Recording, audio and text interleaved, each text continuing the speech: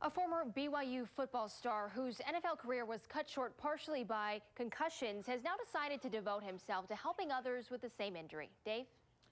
Late last month, Collie informed his team in the Canadian Football League that he's ending his football career to work for an innovative concussion clinic in Provo. Science and nature specialist Holland now with our exclusive story. This small clinic in Provo is a lot quieter than a football stadium. It's the new arena for Collie. Instead of handling a football, he tosses a roll of tape with symbols on it to a collie. Star. She's wearing eyeglasses that mess up her vision. So what I'm having her do right now is just kind of identify some of these objects that are on this piece of tape. Square. As she's wearing strobe glasses. Star. It's mental therapy for concussion victims, like soccer player Hannah Richards, who took repeated blows to the head. Pretty common problem in sports? Yes, very common, and especially in girls soccer, it's a big issue. Good job with the eyes. The game plan on the Dynavision board is to exercise different regions of the brain simultaneously. 16. Good. She reacts to flashing lights while doing number and word exercises. Kind of doing two things at once, right? Working on the hand-eye coordination and then at the same time doing some of these cognitive functions, or those numbers. Collie knows concussions firsthand. I couldn't have had the concussions that I had at a worse moment as far as my football career is concerned. Collie's career was soaring back in 2008 when he emerged as one of BYU's all-time greatest pass receivers. 2 years later, he was playing for the Indianapolis Colts when disaster struck. Two Philadelphia Eagles crashed into opposite sides of his head. Collie is just absolutely frozen on the field. Were the injuries significant?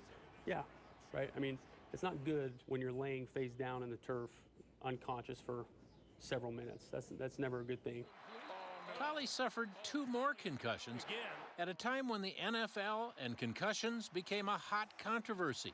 Eventually, teams lost interest in Collie. That was something that definitely hurts me, right, is the fact that I've had all those concussions, and it is a risk. Stigma more than the actual injury?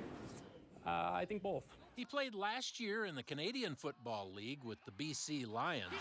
Now he's saying goodbye to pro football and starting a new career. Right. The clinic has developed new methods of using functional MRIs to target therapy on specific damaged regions of the brain.